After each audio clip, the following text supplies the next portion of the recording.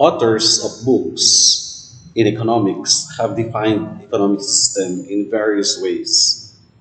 Clayton, in his book Economic Principles and Practices, defines economic system as an organized way by which society provides for the needs and wants of its people.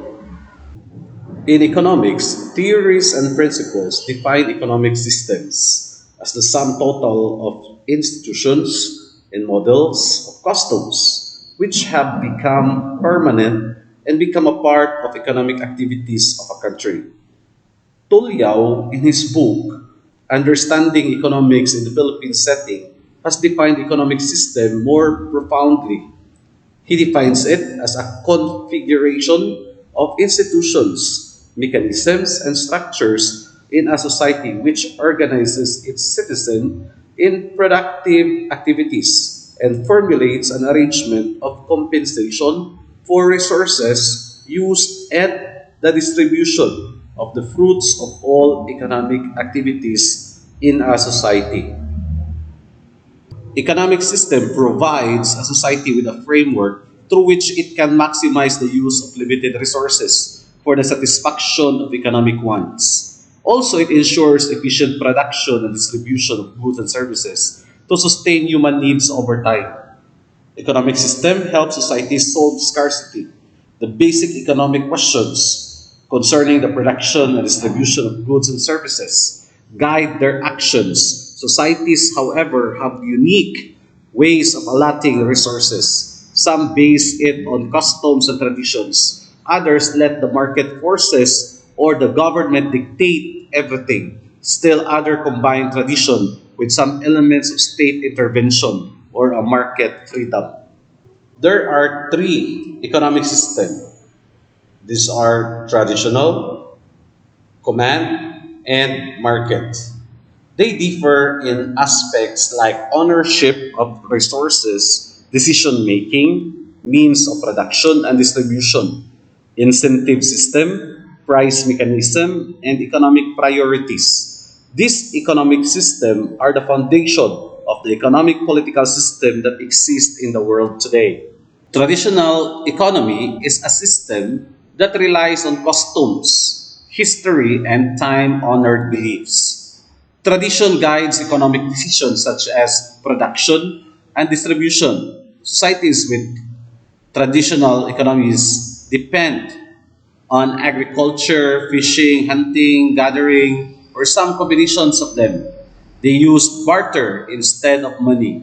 Most traditional economies operate in emerging markets and developing countries. They are often in Africa, Asia, Latin America, and even here in the Philippines, especially in the northern part of the country, the Cordillera Administrative Region.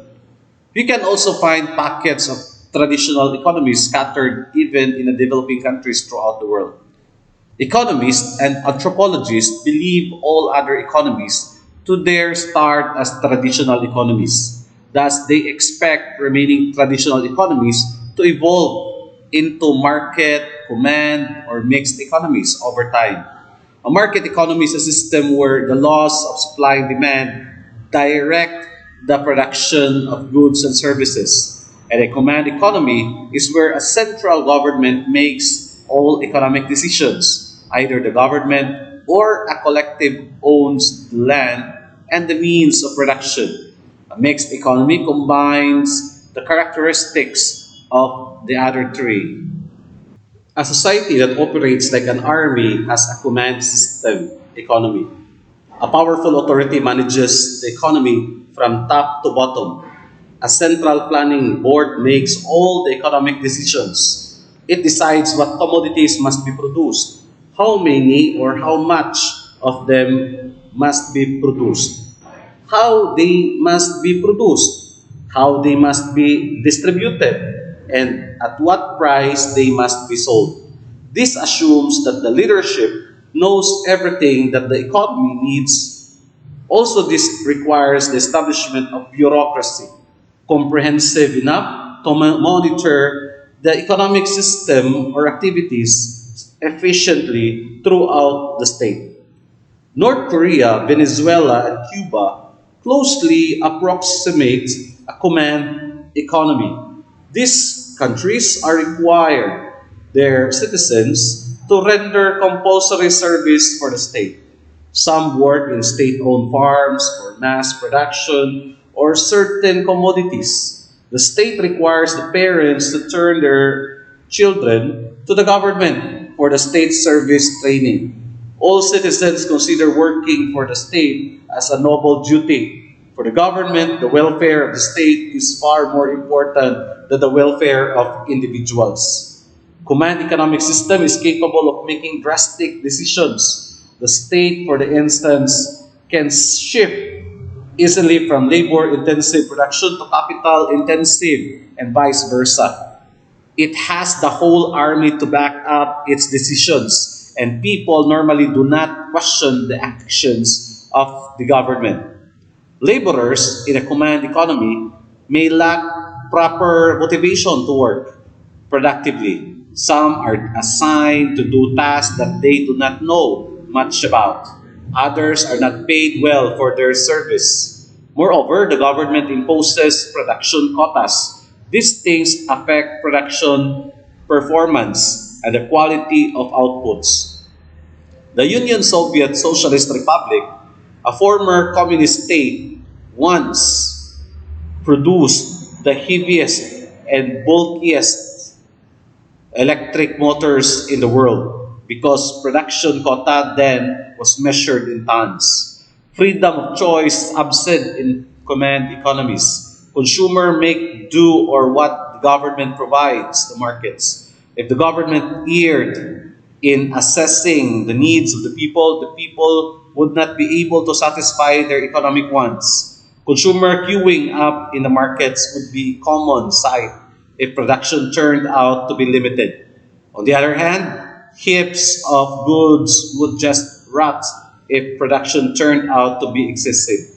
A command economy assures people of equal access to goods and services. The state is not supposed to discriminate its citizens. Rich or poor, young or old, men or women, and working or not working people are promised the same treatment from the government. The downside of it is the tendency of the people to depend almost entirely on the state. Everyone gets the same share of the economic pie anyway, regardless of their contribution to production. Command economy does not encourage innovation, resulting in limited economic opportunities. Private initiative is absent because the government makes all the economic decisions. Freedom of enterprise does not exist. The state owns and controls the industry. Freedom of choice is limited because of limited choices of products in the markets. The market economic system started in England.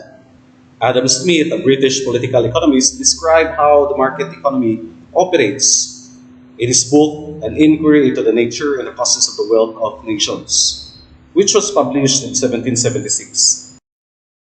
The key to progress is allowing individuals to pursue their self-interest and to satisfy themselves without government intervention as much as possible. The market economic system is the exact opposite of command economic system. In market system, individuals are free to make economic decisions. They are free to put up their own business, choose the things they wish to buy, and engage in activities that interest them. Everyone producers, everyone consumers, everyone workers, savers, managers, resource owners, investors, and etc. plays an active role in the system. Smith believed that the pursuit for happiness would drive individuals to work hard and succeed in life. This pursuit is enough to motivate them to energize the production, distribution, and consumption of goods and services. Economic decision making in the market system is primarily in the hands of the private sector. Government interference in the economy is limited. The maintenance of peace and order and the provisions of national security, the allocation of resources according to the supply and demand. the two interacting forces in the market. This interaction is also the mechanism that determines the prices of products. Private ownership of resources is another characteristic of the market system economy. Household own the resources, which the business sector processes into finished products. The profit incentive motivates businesses to produce quality goods and services in the most economical means. It also encourages innovations.